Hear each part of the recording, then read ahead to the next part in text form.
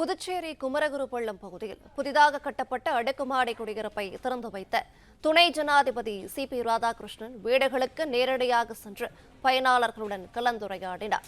விவரங்களை வழங்குகிறார் செய்தல் சண்முகசுந்தரம். வணக்கம், விவரங்களை சொல்லலாம். வணக்கம்.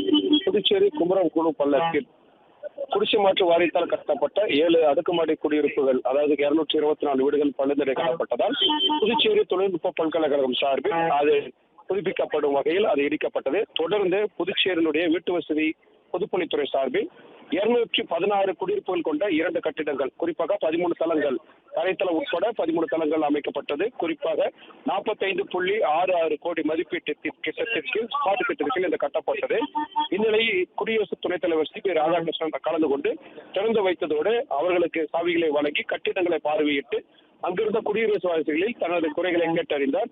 மேலும் அங்கிருந்து உடனடியாக தனியார் நிகழ்வில் பங்கேற்ற அவர் புதுச்சேரி பல்கலைக்கழக நிகழ்வில் பங்கேற்க உள்ளார்.